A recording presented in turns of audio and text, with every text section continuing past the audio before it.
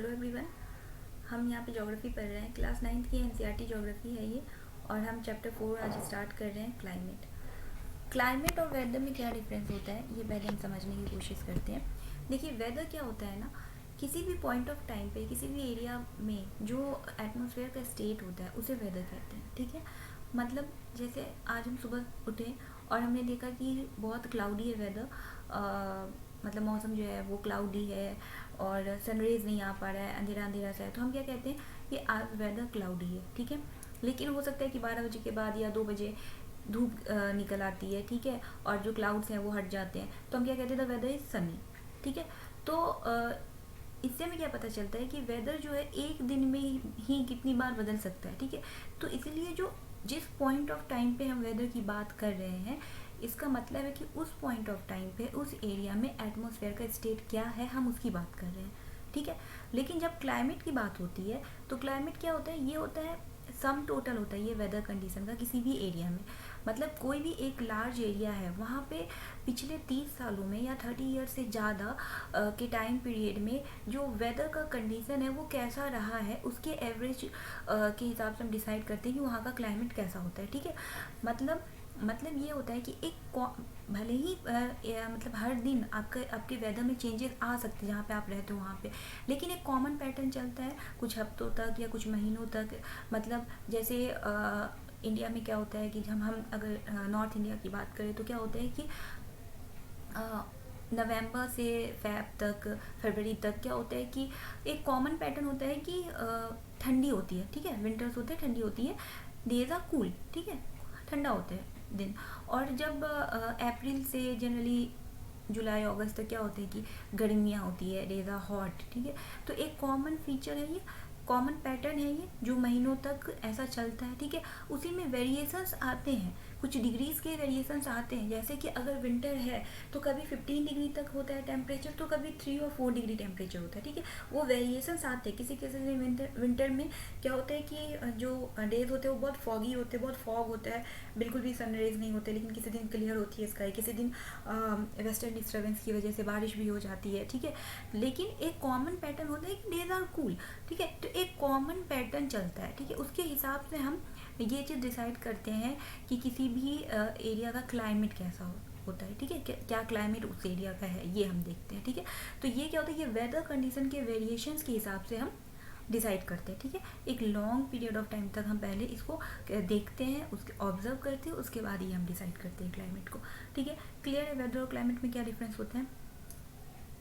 अब क्या है, भले ही ये डिफरेंट चीज़ें हैं वेदर और क्लाइमेट जो है, लेकिन इनके एलिमेंट्स जो होते हैं वो सेम होते हैं। मतलब किस एलिमेंट्स की बेसिस पे हम वेदर और क्लाइमेट को डिसाइड करते हैं ये सेम होते हैं। ये क्या होते हैं, ये होते हैं temperature, atmospheric pressure, wind, humidity and precipitation. ठीक है, ये आप क्या करोगे, ये आप याद कर लोगे। यहाँ पे देखो क्या है, the elements of weather and climate are the same, that is temperature, atmospheric pressure, wind, humidity and precipitation. ठीक है, इसको आपको याद रखना है क्योंकि ये ना कई बार एमसीक्यूज में आ जाते हैं इस तरह के क्वेश्चंस। ठीक है, आगे बढ़ते हैं। ठीक है, तो ये जो वेदर पैटर्न होता है कहीं पे, उसी के बेसिस पे हम क्या करते हैं, हम ईयर को जो है अलग अलग सीजन में डिवाइड करते हैं। ठीक है, क्या होता है, ये जो कॉमन पैटर्न चलते हैं जैसे कि weather the days are cool और हॉट, विंडी और काम, क्लाउडी और ब्राइट, वेट और ड्राई, इसके बेसिस पे हम क्या करते हैं, एक मंथली पैटर्न जो जनरलाइज मंथली एटमॉस्फेरिक कंडीशन बनता है उसके हिसाब से हम ईयर को सीजन्स में डिवाइड करते हैं। ठीक है, इंडिया में क्या क्या क्या सीजन्स आते हैं, विंटर है, समर है, रेनी सीजन्स है। ठीक है, तो और जो क्लाइमेटिकल कंडीशन होता है ना, उसके हिसाब से वर्ल्ड को बहुत सारे अलग अलग क्लाइमेटिक रीजन्स में डिवाइड किया गया है। ठीक है, हमारा इंडिया जो यहाँ का क्लाइमेट क्या है, ये एक मानसून क्लाइमेट है। ठीक है, अब मानसून क्या होता है, देखिए ये डू यू नो वाला जो बॉक्स आप देख रहे हो, इसमें एक इंटरेस्टिंग सा फैक्ट दिया हुआ है, that the word monsoon is derive from Arabic word मौसिम विच लिटरली मीन्स सीजन। ठीक है, तो मानसून ये वर्ड हमने कहाँ से लिया है, ये एक अरेबिक वर्ड है मौसिम, उससे हमने इसको अडॉप्ट किया है, जिसका लिटरल मीन क्या होता है, सीजन। ठीक है, और मानसून क्या होता है, मानसून एक सीजनल रिवर्सल होता है विंड डायरेक्शन का ड्यूरिंग अ ईयर। ठीक है, इसको हम और भी डिटेल में आगे पढ़ेंगे। आगे बढ़ते हैं। अब हम क्या देखते हैं कि ये जो मानसून टाइप क्लाइमेट है ये कहाँ कहाँ पे पाया जाता है, ये साउथ और साउथ ईस्ट एशिया में मिलता है, ठीक है, हमारा इंडिया भी यहीं पे है, ठीक है।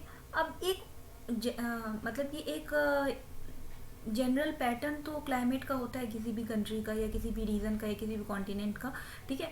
तो इंडिया का क्या है, मानसून टाइप है, लेकिन इंडिया में भी इसमें वेरिएशंस होते हैं अलग अलग जगहों पे। कहीं पे बारिश बहुत ज़्यादा होती है, कहीं पे बारिश बहुत कम होती है, कहीं पे गर्मियाँ बहुत ज़्यादा होती हैं तो कहीं पे बहुत कम होती है, ठीक है। ये अलग अलग जगहों का अलग अलग टेम्परेचर और अलग अलग वेदर चलता है, ठीक है। तो अगर हम ये वेरिएशंस देखें, अगर हम इसका एक एग्जांपल देखें तो क्या है, हम देखते हैं कि राजस्थान में क्या होता है कि 50 डिग्री सेल्सियस तक टेम्परेचर कभी कभी पहुंच जाता है, ठीक है। और वहीं अगर हम उसी टाइम में जम्मू एंड कश्मीर के पहलगाम में देखें तो 20 डिग्री सेल्सियस ही होता है, ठीक है। अब क्या होता है कि विंटर नाइट में जम्मू एंड कश्मीर में जो द्रास है वहाँ का टेम्परेचर -45 डिग्री सेल्सियस तक चला जाता है, लेकिन जो तिरुवनंतपुरम है वहाँ का टेम्परेचर 20 डिग्री सेल्सियस तक होता है उसी टाइम पे, ठीक है। तो ये कुछ डिफरेंसेस होते हैं अलग अलग रीजन में, ठीक है। कुछ क्योंकि जो क्लाइमेट है या वेदर है इसको बहुत सारे फैक्टर्स हैं जो इम्पेक्ट करते हैं, और ये सारे फैक्टर्स हर जगहों पे एक नहीं हो सकते, ठीक है। लैटिट्यूड्स नहीं एक हो सकते, लॉन्गिट्यूड्स नहीं एक हो सकते, एलिवेशंस, एल्टीट्यूड्स, ये सारी चीज़ें हैं ना, वाटर बॉडी, ह्यूमिडिटी, ये सारी चीज़ें इम्पेक्ट करती हैं। तो इसलिए ये सारी चीज़ें जो हैं, ये सारे फैक्टर्स जो हैं ये अलग अलग होते हैं अलग अलग एरियाज़ में, जो बहुत ज़्यादा इम्पेक्ट करते हैं, ठीक है। अब हम ये डू यू नो वाला जो ये पार्ट है ये देखते हैं। In certain places there is wide difference between day and night temperature. In the Thar desert the day temperature may rise to 50 degree Celsius and drop down to near 15 degree the same night. On the other hand, there is hardly any difference in day and night temperature in the Andaman and Nicobar islands और इन केरला। क्या होता है कि हम देखते हैं कि सिर्फ राजस्थान के थार डेजर्ट में अगर हम देखें तो जिस दिन का टेम्परेचर 50 डिग्री सेल्सियस तक पहुंच जाता है, वहीं सेम नाइट को टेम्परेचर 15 डिग्री सेल्सियस होता है। ऐसा क्यों होता है, क्योंकि वहाँ ना डेजर्ट है, सैंड है, और सैंड क्या होता है ना कि वो बहुत जल्दी गर्म हो जाता है जब उसमें सनरेज पड़ती हैं तो, और वो ठंडा भी बहुत जल्दी होता है। तो जब दिन के टाइम पे जब सोलर रेडिएशंस आते हैं, इंसोलेशन होता है, तो क्या होता है ना, टेम्परेचर राइज होता है, क्यों, और टेम्परेचर राइज होता है तो वो सैंड जो है वो बहुत जल्दी गर्म हो जाता है, जिसकी वजह से टेम्परेचर और भी ज़्यादा राइज हो जाता है, ठीक है। एटमॉस्फेयर भी गर्म हो जाता है और टेम्परेचर राइज हो जाता है, ठीक है। लेकिन जब रात को सन एब्सेंट होता है तो टेम्परेचर ड्रॉप हो जाता है और हीट नहीं होता, हीट नहीं मिलती सैंड को, तो वो तुरंत ठंडा हो जाता है और टेम्परेचर 15 डिग्री सेल्सियस तक पहुँच जाता है, ठीक है। लेकिन अगर हम केरल और अंडमान एंड निकोबार के टेम्परेचर की बात करें तो वो क्या है, वो कोस्टल रीजन्स है, वहाँ पे वाटर बॉडीज़ हैं आसपास, और हमें पता है कि अगर वाटर बॉडीज़ आसपास होती हैं, सी होता है, अगर कोस्टल एरियाज़ हैं तो वहाँ पे टेम्परेचर जनरली मॉडरेट होता है, ठीक है, सी ब्रीज की वजह से और लैंड ब्रीज की वजह से, ठीक है। आगे देखते हैं। देखिए, अब अगर हम प्रेसिपिटेशन की बात करें तो पहले हमें ये समझना होगा कि प्रेसिपिटेशन होता क्या है, ठीक है। प्रेसिपिटेशन क्या होता है, जब किसी भी एरिया के कोई भी एक एरिया है वहाँ पे जो एयर मास है अगर वो गर्म होता है, ठीक है, मतलब मान लो कि टेम्परेचर राइज हुआ और वो सरफेस गर्म हुआ किसी भी एरिया का, तो वो नीचे से एयर मास जो है उसको भी गर्म करेगा, और जब एयर मास गर्म होंगे तो वो क्या हो जाते हैं, लाइट हो जाते हैं, लाइट होके वो क्या होते हैं, वो उनका वर्टिकल राइजिंग होता है, वो वर्टिकली ऊपर जाते हैं, और जब वो ऊपर जाते जाते वो एक ऐसे थ्रेशोल्ड पे पहुंच जाते हैं जहाँ पे टेम्परेचर जो है वो बहुत कम होता है, तो वहाँ पे वो ठंडे हो जाते हैं। ठंडे होने के बाद क्या होता है, सेचुरेशन हो जाता है उसका, और सेचुरेशन होने के बाद क्या होता है कि उसमें जो ह्यूमिडिटी होती है, जो मॉइस्चर होता है, वो क्या होता है, उसका कंडेंसेशन का प्रोसेस स्टार्ट हो जाता है, ठीक है। और जब कंडेंसेशन होता है तो जो एयर मास में जो भी डस्ट पार्टिकल्स होते हैं, जो छोटे छोटे पार्टिकल्स होते हैं, वो हाइग्रोस्कोपिक न्यूक्लियाई की तरह काम करते हैं, और वो क्या करते हैं, वो इन मॉइस्चर को सरफेस देते हैं कंडेंसेशन होने के लिए, ठीक है। और यही न्यूक्लियाई के अराउंड क्या होता है, कंडेंसेशन होता है, और कंडेंसेशन होता चला जाता है, और जब ये न्यूक्लियाई इतने बड़े हो जाते हैं कि एयर जो है वो उसे कैरी नहीं कर पाता, क्योंकि नीचे से ग्रेविटी भी लगती रहती है, ठीक है, तो ये क्या होते हैं, ये मॉइस्चर रिलीज हो जाते हैं क्लाउड से, ठीक है, क्योंकि ऐसे मतलब जब एयर मास में कंडेंसेशन का प्रोसेस स्टार्ट होता है तो क्लाउड फॉर्मेशन होता है, ठीक है, तो उससे क्या होता है, मॉइस्चर जो है वो रिलीज हो जाता है। अब जब मॉइस्चर रिलीज होता है तो कुछ बहुत सारे फैक्टर्स होते हैं जो उसको इम्पैक्ट करते हैं। तो उसकी वजह से ये जो मॉइस्चर है ना, अलग अलग, जब मॉइस्चर रिलीज होता है उसे प्रेसिपिटेशन कहते हैं, ठीक है। लेकिन प्रेसिपिटेशन अलग अलग फॉर्म में भी हो सकते हैं, ठीक है। अगर वो वाटर के फॉर्म में हो रहा है तो वो क्या है, रेन है। अगर वो स्नो के फॉर्म में हो रहा है तो वो स्नोफॉल है। फिर वो हेल के फॉर्म में भी हो सकते हैं, ठीक है। तो हम क्या देखते हैं कि हिमालयाज़ का जो अपर पार्ट है वहाँ पे जो प्रेसिपिटेशन होता है वो किस फॉर्म में होता है, वो स्नोफॉल की फॉर्म में होता है, ठीक है। और रेस्ट ऑफ द कंट्री जो है वहाँ पे जो प्रेसिपिटेशन होता है वो रेन्स की फॉर्म में होता है, ठीक है। तो हम ये देखते हैं कि हमारे कंट्री में जो प्रेसिपिटेशन है वो भी एक जैसा, एक अमाउंट में नहीं हो रहा हर जगह, ठीक है। हर जगह अमाउंट जो है वो वैरी कर रहा है, ठीक है। अब जैसे कि अगर हम देख लें कि मेघालय है तो वहाँ पे जो एनुअल प्रेसिपिटेशन है वो 400 सेंटीमीटर से भी ज़्यादा है। लेकिन वही अगर हम लद्दाख और वेस्टर्न राजस्थान की बात करें तो वहाँ पे प्रेसिपिटेशन क्या हो रहा है, 10 सेंटीमीटर से भी कम है, ठीक है। अब जब कि हम ये देखते हैं कि हमारा मतलब मोस्ट ऑफ द पार्ट जो है हमारे कंट्री का, वो रेनफॉल कब रिसीव करता है, जून टू सितंबर में। लेकिन जब तमिलनाडु की बात हम करें तो तमिलनाडु में जो बारिश होती है वो कब होती है, वो अक्टूबर एंड नवंबर में होती है, ठीक है। तो एक सीजनल वेरिएशन भी है ओवरऑल कंट्री का, लेकिन उसमें भी क्या है कि अलग अलग जगहों में उन टेम्परेचर में या फिर प्रेसिपिटेशन के अमाउंट में क्या है, वेरिएशन होता है, ठीक है। आगे बढ़ते हैं। इन जनरल क्या होता है ना, जो कोस्टल एरियाज होते हैं वहाँ पे टेम्परेचर कंडीशन में कॉन्ट्रास्ट बहुत कम देखने को मिलता है, ठीक है। मतलब अगर हम दिन रात की भी बात करें तो भी कॉन्ट्रास्ट कम होता है, ठीक है। उतना ज़्यादा वेरिएशन नहीं होता टेम्परेचर में। और पूरे ईयर की भी बात करें तो सीजनल वेरिएशन भी इतना ज़्यादा नहीं होता है, ठीक है। क्यों नहीं होता है, क्योंकि कोस्टल एरियाज में क्या है कि सी ब्रीज चलते हैं और लैंड ब्रीज होता है। उसकी वजह से देखो क्या होता है ना कि हमें पता है कि जो वाटर बॉडी है वो धीरे धीरे गर्म होती है और धीरे धीरे ठंडी होती है, ठीक है। लेकिन जो कॉन्टिनेंट्स है ना वो जल्दी गर्म हो जाते हैं और ठंडे भी जल्दी होते हैं, ठीक है। अब मान लेते हैं हम कि दिन के टाइम में सोलर रेडिएशंस आ रहे हैं। सोलर रेडिएशन जो अर्थ की सरफेस रिसीव करते हैं ना उसको इंसोलेशन कहते हैं, ठीक है। जो इनकमिंग सोलर रेडिएशन है उसको शॉर्ट में इंसोलेशन कहते हैं, ठीक है। तो जब इंसोलेशन होता है, जो अर्थ सरफेस जब सोलर रेडिएशन को रिसीव करते हैं तो क्या होता है, तो लैंड जो है वो जल्दी गर्म हो जाता है, लेकिन वाटर बॉडी जो है लैंड के कंपैरिजन में कम गर्म होती है, ठीक है। अब जब लैंड गर्म होगा तो उसके ऊपर जो एयर मास है वो क्या होता है, वो गर्म होकर के उसकी वर्टिकल राइजिंग होती है। और जब वर्टिकल राइजिंग होगी तो वहाँ पे लो प्रेशर जनरेट होता है, ठीक है। और जब लो प्रेशर जनरेट होता है तो हाई प्रेशर से लो प्रेशर की तरफ एयर मास मूव करते हैं, ठीक है। और जब एयर मूव करते हैं तो उसे हम क्या कहते हैं, उसे हम विंड कहते हैं, ठीक है। तो अब विंड ब्लो होना स्टार्ट हुआ। अब जो सी का जो सरफेस है, जो वाटर बॉडी का सरफेस है, वहाँ पे तो टेम्परेचर कम था लैंड के कंपैरिजन में, तो वहाँ पे हाई प्रेशर जनरेट होता है क्योंकि वहाँ पे एयर होते हैं और वो एयर हैवी होते हैं, उनमें मॉइस्चर होता है, ठीक है। और लैंड के ऊपर जो एयर थे वो तो गर्म होकर के ऊपर चले गए और लैंड के ऊपर उन्होंने क्या किया, लो प्रेशर जनरेट कर दिया। अब सी के ऊपर से जो हवाएं हैं वो मॉइस्चर लेके ठंडी हवाएं लैंड की तरफ आती हैं, ठीक है। तो लैंड की तरफ जब वो आती है वो टेम्परेचर को नॉर्मल कर देती है, ठंडी हवाएं बह के आती हैं। तो इसे कहते हैं, जब सी की तरफ से लैंड की तरफ आती है ना, सी से लैंड की तरफ आती है तो इसे सी ब्रीज कहते हैं, ठीक है। और यही प्रोसेस रात को उल्टा होता है।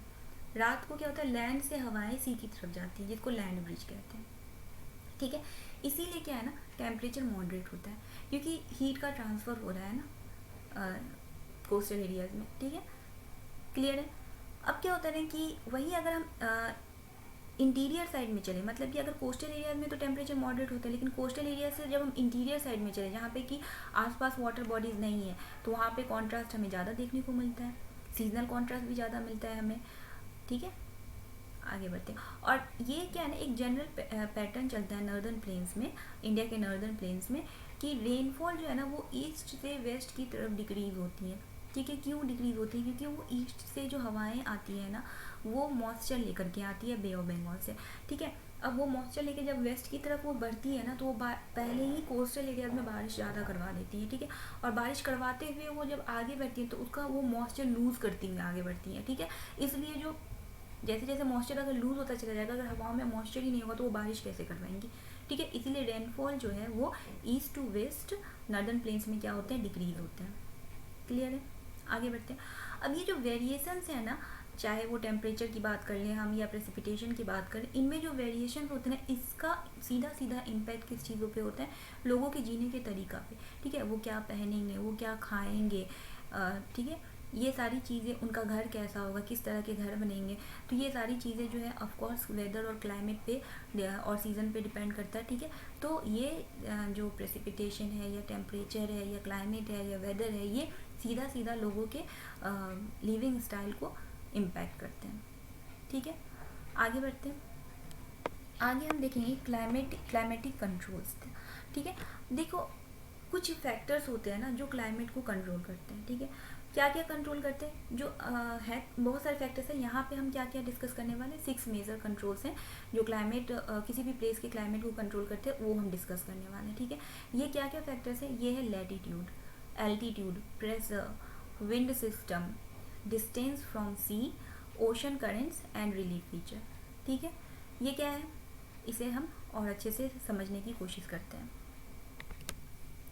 अब हम देखते हैं कि लैटिट्यूड कैसे इम्पैक्ट करते हैं, ठीक है। हम ये मान लेते हैं कि ये हमारा अर्थ है, ठीक है। ये वाइट बोर्ड पे ना उतने क्लियरली मतलब लिखने में थोड़ी सी दिक्कत होती है, तो इसीलिए आप लोग थोड़ा सा इसको एडजस्ट करना, ठीक है। तो हम ये मान लेते हैं कि ये हमारा अर्थ है, ठीक है। अब इसके ऊपर एटमॉस्फेयर्स हैं, ठीक है। तो ये क्या है, ये एटमॉस्फेयर्स के लेयर्स हैं, हम समझ लेते हैं, ठीक है। अलग अलग लेयर्स हैं, ये आप आगे क्लासेस में और भी पढ़ोगे डिटेल में, ठीक है। अभी मैं इसको आपको थोड़ा थोड़ा समझा देती हूँ। ये लेयर्स हैं। अब एटमॉस्फेयर के लेयर्स का क्या काम होता है, हमें पता है कि वो क्या करते हैं, वो जो सन से जो रेज आती हैं उनमें जो भी हार्मफुल रेज होते हैं उनको एब्जॉर्ब करते हैं, ठीक है। और जो रेज, कुछ रेज को तो वो बाहर मतलब एटमॉस्फेयर में एंटर होने से पहले ही रिफ्लेक्ट बैक कर देते हैं, ठीक है। और कुछ जो रेज एंटर होती है एटमॉस्फेयर में, उसमें जो भी हार्मफुल रेज होते हैं उसको ओजोन लेयर क्या करता है, वो एब्जॉर्ब कर लेता है, ठीक है। तो और वैसे भी कुछ एब्जॉर्बसन वगैरह होते हैं, स्कैटरिंग होती है, कुछ पार्टिकल्स स्कैटर कर देते हैं, क्लाउड जो है वो कुछ रेज को एब्जॉर्ब कर लेते हैं, ठीक है। तो इतना कुछ होने के बाद जो सन की रेज है वो अर्थ के सरफेस तक पहुँचती है, ठीक है। मतलब सन से जब रेज निकलती हैं तो जितना निकलती है वो पूरी अर्थ के सरफेस तक नहीं पहुँच पाती है, ठीक है। अब क्या होता है ना, ठीक है, हम मान लेते हैं ये सन है हमारा। अब ये सन से रे आ रही हैं, ठीक है। जब ये यहाँ पे आती हैं, ठीक है, और ये क्या है हमारा, यहाँ पे क्या है, इक्वेटर है, ये हमारा इक्वेटर है। उसके बाद ये इधर सदर्न हेमिस्फेयर है और इधर क्या है, नॉर्दर्न हेमिस्फेयर हम मान लेते, ठीक है। ये 0 डिग्री है इक्वेटर, हम फॉर एग्जांपल मान लो ये 30 डिग्री नॉर्थ है, ये 60 डिग्री नॉर्थ है, और इधर 30 डिग्री साउथ, 60 डिग्री साउथ, ऐसे, ठीक है, 0 डिग्री के इधर। तो अब जब सन से जब रेज आ रही है ना, तो जब वो इक्वेटर पे आ रही हैं तो क्या हो रहा है, वो वर्टिकली आ रही हैं, और जब वर्टिकल आ रही हैं तो इनको कम डिस्टेंस कवर करना पड़ रहा है एटमॉस्फेयर का। और जब ये इससे आगे बढ़ती हैं तो क्या हो रहा है कि देखो, हमें देख के ही पता चलेगा नहीं, ज़्यादा ये जो डिस्टेंस है ये इस वाले के 0 डिग्री के कंपैरिजन में ज़्यादा है, ठीक है। और आगे बढ़ते हैं, और ज़्यादा डिस्टेंस, अब ये रेस स्लैंटिंग होती जा रही है और डिस्टेंस क्या है, ज़्यादा बढ़ता चला जा रहा है। जब डिस्टेंस ज़्यादा बढ़ता चला जाता है तो एटमॉस्फेयर का लंबा सफ़र जब रेस को कवर करना पड़ता है तो उसमें से बहुत सारा जो पार्ट होता है ना वो एब्जॉर्ब कर हो जाता है एटमॉस्फेयर में, ठीक है। उसकी वजह से रेस जो है ना वो मतलब जो हीट है ना वो ज़्यादा नहीं पहुंच पाती है उस सरफेस पे, ठीक है। अब जो ये इक्वेटर वाला एरिया है और ये जो ट्रॉपिक्स वाला एरिया, यहाँ पे क्या हो रहा है, वर्टिकल रेस की वजह से यहाँ पे टेम्परेचर ज़्यादा है, इंसोलेशन ज़्यादा हो रहा है। और अगर टेम्परेचर ज़्यादा है तो क्या होगा, वहाँ पे ज़्यादा क्लाउड फॉर्मेशन होगा, क्योंकि वहाँ पे इवेपोरेशन ज़्यादा होगा, ठीक है। क्लाउड फॉर्मेशन ज़्यादा होगा, बारिश ज़्यादा होंगी, ठीक है।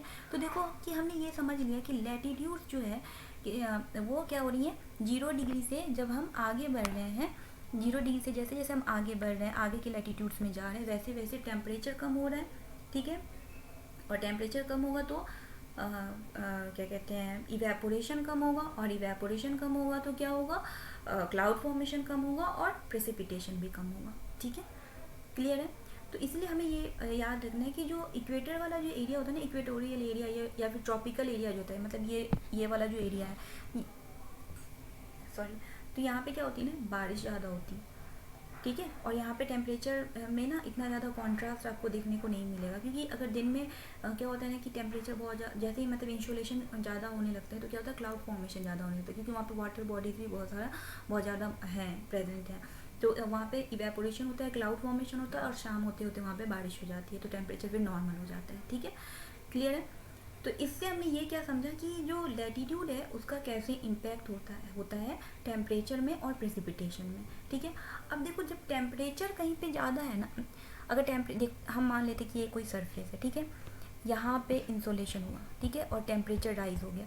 जब टेम्परेचर राइज होगा ना तो यहाँ पे जो एयर मास है वो गर्म होकर के क्या करेंगे, ये ऊपर की तरफ जाएंगे, और यहाँ पे ये वाला जो एरिया होगा यहाँ पे क्या जनरेट हो जाएगा, यहाँ पे लो प्रेशर जनरेट हो जाएगा। और हमने क्या पढ़ा, जो एयर मास है वो हाई प्रेशर से लो प्रेशर की तरफ आती है। ठीक है, अब लो प्रेशर जनरेट होगा और कहीं पे हाई प्रेशर है, फॉर एग्जांपल मान लेते हैं यहाँ पे हाई प्रेशर है। अब यहाँ से एयर जो है इस लो प्रेशर को फील करने के लिए आएंगी। ठीक है, तो कहीं ना कहीं टेम्परेचर का इम्पैक्ट है हाई प्रेशर और लो प्रेशर क्रिएट करने में। ठीक है, और टेम्परेचर जो है वो उस पर किसका इम्पैक्ट होता है, लैटीट्यूड का इम्पैक्ट होता है। ठीक है, तो लैटीट्यूड की वजह से टेम्परेचर पे इम्पैक्ट हो रहा है, टेम्परेचर की वजह से एयर प्रेशर पे इम्पैक्ट हो रहा है, और एयर प्रेशर की वजह से क्लाउड फॉर्मेशन और प्रेसिपिटेशन पे इम्पैक्ट होता है। ठीक है, क्लियर है, कॉन्सेप्ट सारा क्लियर हो गया, आगे बढ़ते हैं। अब हम देखते हैं कि एल्टीट्यूड का कैसे इम्पैक्ट होता है। ठीक है, देखो हम मान लेते हैं कि ये अर्थ है। ठीक है, अब जो अर्थ का सरफेस है यहाँ पे ग्रेविटी होती है। ठीक है, तो ग्रेविटी होने की वजह से जो अर्थ के पास वाला जो एटमॉस्फेयर होता है, ये सेकेंड वाला लाइन मान लो कि एटमॉस्फेयर, ठीक है, ये क्या होगा, इसमें जो हवाएं हैं ना, एयर जो है वो डेंस होंगी, क्योंकि इसके पार्टिकल्स ग्रेविटी की वजह से नीचे की तरफ ज़्यादा होंगे, तो ये डेंस होंगे। और जब हम जैसे जैसे इससे ऊपर की तरफ चलेंगे ना, वैसे वैसे एयर का जो एटमॉस्फेयर होता है उसकी डेंसिटी कम होती चली जाती है। ठीक है, तो सरफेस के जितने पास होते हैं एटमॉस्फेयर उनकी डेंसिटी ज़्यादा होती है, उस एयर में डेंसिटी ज़्यादा होती है। ठीक है, और जैसे जैसे ऊपर जाएंगे डेंसिटी क्या होती है, कम होती है। ठीक है, और दूसरा फैक्टर ये है कि एल्टीट्यूड जैसे जैसे बढ़ता है, मतलब जैसे जैसे ऊंचाई बढ़ती है ना, वैसे टेम्परेचर भी डाउन होता है। ठीक है, क्योंकि हमारा जो एटमॉस्फेयर है ना वो ऊपर सन से जो रेज आती है उससे गर्म नहीं होता। सन से रेज मान लेते ये सन से रेज आई, ठीक है, इसने अर्थ सरफेस को टच किया और अर्थ सरफेस को गर्म किया। अब अर्थ सरफेस जब गर्म होने के बाद रेडिएट बैक करता है हीट, उससे एटमॉस्फेयर गर्म होता है, उससे ये एटमॉस्फेयर गर्म होगा। ठीक है, एटमॉस्फेयर जो सन से रेज आती है उनसे गर्म नहीं होती, वो नीचे से गर्म होती है, वो लैंड जब रेडिएट बैक करता है ना हीट को, उससे वो गर्म होती है। ठीक है, तो जब उससे वो गर्म होती है तो ऑब्वियसली हम जो अर्थ सरफेस के पास वाला एटमॉस्फेयर होगा या हाइट होगी वो ज़्यादा गर्म होगी। ठीक है, अब जैसे जैसे ऊपर बनेंगे वैसे वैसे हीट कम होता चला जाएगा, क्योंकि लूज ऑफ हीट होता चला जाता है। ठीक है, तो एक एल्टीट्यूड पे पहुंचने के बाद क्या होता है, टेम्परेचर बहुत डाउन हो जाता है। ठीक है, तो इसीलिए जब हमें याद रखना है कि एल्टीट्यूड जब बढ़ता है, ठीक है, तो टेम्परेचर डाउन होता है। ठीक है, ये क्लियर रखना है, आगे बढ़ते हैं। ठीक है, तो हमने ये समझ लिया कि लैटीट्यूड और एल्टीट्यूड कैसे इम्पैक्ट करता है। ठीक है, लैटीट्यूड में क्या होता है, जब हम इक्वेटर से पोल्स की तरफ बढ़ते हैं तो टेम्परेचर क्या होता है, डिक्रीज होता है। और एल्टीट्यूड में क्या होता है, जब हम हायर एल्टीट्यूड पे जाते हैं तो टेम्परेचर डिक्रीज होता है। और हमें पता है कि टेम्परेचर का कैसे इम्पैक्ट होता है प्रेशर और विंड में। लो प्रेशर और हाई प्रेशर वाला हमने देखा, अगर टेम्परेचर ज़्यादा होगा तो एयर मास गर्म होकर के वर्टिकल राइजिंग करेंगे और लो प्रेशर जनरेट करेंगे, और फिर हाई प्रेशर की तरफ से विंड ब्लो करेंगी लो प्रेशर की तरफ। ठीक है, तो टेम्परेचर का सीधा सीधा इम्पैक्ट होता है प्रेशर और विंड में। ठीक है, और जब प्रेशर और विंड पे इम्पैक्ट होगा तो किस चीज़ पे इम्पैक्ट होगा, रेनफॉल में, प्रेसिपिटेशन में, इन पे इम्पैक्ट होगा। ठीक है, तो क्लियर हो गया। अब latitude, altitude, pressure, wind, precipitation ये कैसे इम्पैक्टेड होते हैं अलग अलग एरियाज में। ठीक है, आगे की क्लासेस में हम इसको और भी डिटेल में पढ़ेंगे। अब क्या होता है ना कि ये भी मैंने आपको बता दिया कि क्या करते हैं, वो मॉडरेटिंग इन्फ्लुएंस डालते हैं क्लाइमेट पे। ये कैसे डालते हैं ना, मैं इसको आपको और अच्छे से क्लियर करती हूँ। देखो हम मान लेते हैं ये ब्लू वाली जो लाइन है ना, ये सी है। ठीक है, और जो मैं ब्लैक से लाइन करूँगी ना वो क्या है, लैंड है। क्लियर है, ठीक है। अब मॉर्निंग का टाइम है, सनरेज, ठीक है, सनरेज आई। अब जब सनराइज आई तो हमें पता है कॉन्टिनेंट जो है, जो लैंड होते हैं वो जल्दी गर्म हो जाते हैं और जो वाटर बॉडीज़ है वो धीरे धीरे गर्म होते हैं, ठीक है। अब यहाँ से ये गर्म होना स्टार्ट हुआ, ठीक है। और ये तो खैर जो सी है वो धीरे धीरे गर्म होगा, ठीक है। अब जब ये गर्म होना स्टार्ट होते हैं तो इसके ऊपर जो एयर मास होते हैं, हम मान लेते ग्रीन में जो है वो एयर मास है, ठीक है। एयर मास क्या होंगे, ये भी गर्म हो जाएंगे। और जब ये गर्म होंगे तो ये क्या करेंगे, इनकी ये वर्टिकली अपलिफ्ट होंगे, राइज होंगे, ठीक है। ये ऊपर की तरफ चले जाएंगे और ये नीचे क्या करेंगे, नीचे क्या हो जाएगा, लो प्रेशर जनरेट। अब लेकिन जो सी है वो अभी उतना ज़्यादा गर्म नहीं है लैंड के कंपेरिजन में, तो यहाँ पे एयर मास है, ठीक है। बट एयर लैंड के ऊपर जो है यहाँ पे वैक्यूम क्रिएट हो रहा है, मतलब लो प्रेशर जनरेट हो रहा है, ठीक है। क्लियर है। अब क्या हुआ ना, यहाँ पे लो प्रेशर क्रिएट हो गया, ठीक है। और सी के ऊपर हाई प्रेशर है, ठीक है। अब क्या होता है, हमें पता है कि हाई प्रेशर से लो प्रेशर की तरफ विंड ब्लो होते हैं, ठीक है। और जो यहाँ पे जो एयर है ना, सी के ऊपर जो एयर है इनमें मॉइस्चर है, ठीक है। और ये इनमें मॉइस्चर होने की वजह से ये ठंडे हैं, ठीक है। अब ये एयर हाई प्रेशर से लो प्रेशर की तरफ ब्लो करेंगे। अब ये यहाँ आएंगे, इस तरफ आएंगे, इस जगह को फील करने के लिए ठंडी हवाएं चलेंगी और लैंड के ऊपर टेम्परेचर जो है वो क्या हो जाएगा, मॉडरेट हो जाएगा, ठीक है। लेकिन जैसे जैसे ये हवाएं आगे बढ़ेंगी ना तो ये इस मतलब इतना ज़्यादा इम्पैक्टेड नहीं रह जाती, ये अपना मॉइस्चर भी लूज़ कर देती हैं, ठीक है। और इसीलिए जब हम मतलब ये ऑब्वियसली जो ये वाला पार्ट है ना लैंड का, ये वाला पार्ट इधर जो कोस्टल एरियाज होंगे, मतलब ये सी के पास वाला जो कोस्टल एरियाज होगा ये ज़्यादा ठंडी होंगी। और जैसे जैसे हम आगे बढ़ेंगे तो वैसे वैसे क्या होगा, कॉन्टिनेंट में जैसे हम इंटीरियर की तरफ जाते हैं तो वो मॉडरेट करने वाला जो इम्पैक्ट होता है वो कम हो जाता है, ठीक है। और हाँ, एक बात और क्या याद रखना हमें, जब सी से हवाएं आ रही हैं लैंड की तरफ तो इसे हम क्या कहते हैं, इसे हम सी ब्रीज कहते हैं, ठीक है। और रात को यही सारा प्रोसेस उल्टा हो जाता है, ठीक है, क्योंकि रात को जो लैंड है, जो कॉन्टिनेंट है वो ठंडा हो जाता है, क्योंकि लैंड जो जल्दी गर्म होता है और जल्दी ठंडा होता है। लेकिन जो सी है वो उतना ज़्यादा ठंडी नहीं हो पाती, तो उसकी वजह से क्या होता है कि रात को हवाएं लैंड से सी की तरफ जाती हैं, ठीक है। तो रात को ये प्रोसेस उल्टा होता है, जब रात को लैंड से सी की तरफ जाती है ना तो उसे क्या कहते हैं, हम लैंड ब्रिज कहते हैं। और जब दिन में सी से लैंड की तरफ आती है हवाएं तो उसे हम सी ब्रिज कहते हैं। क्लियर है। तो ये तो हमने देख लिया कि जो ओशन और सी के पास वाले जो एरियाज होते हैं, जो कोस्टल एरियाज होते हैं, वहाँ पे टेम्परेचर मॉडरेट होता है, ठीक है। लेकिन ये इन्फ्लुएंस जो है जैसे जैसे हम कॉन्टिनेंट के इंटीरियर में जाते हैं ये इन्फ्लुएंस कम होता चला जाता है, ठीक है। और इसलिए जो कॉन्टिनेंट का जो इंटीरियर वाला पार्ट होता है वहाँ पे एक्सट्रीम वेदर कंडीशन होता है, ठीक है। अगर गर्मी है तो बहुत ज़्यादा गर्मी है, ठंड है तो बहुत ज़्यादा ठंड है, ठीक है। तो इस टाइप की कंडीशन को हम क्या कहते हैं, इसे हम कहते हैं कॉन्टिनेंटलिटी, ठीक है। इसे हम कॉन्टिनेंटलिटी कहते हैं, ठीक है। आगे बढ़ते हैं। अब ओशन करेंट्स क्या होते हैं, देखो जो लैटिट्यूड्स होते हैं, ठीक है। अगर मान लो इक्वेटर है तो इक्वेटर पे इंसोलेशन ज़्यादा हो रहा है तो वहाँ पे जो ओशन में जो वाटर है ना वो भी गर्म होते हैं, ठीक है। और पोल्स जो होते हैं जैसे कि नॉर्थ पोल और साउथ पोल है, वहाँ पे इंसोलेशन कम हो रहा है तो वहाँ पे जो वाटर बॉडीज़ होंगे वो ठंडे होंगे, ठीक है। अब हमें पता है कि हमारा अर्थ जो है वो रोटेट करता है, ठीक है।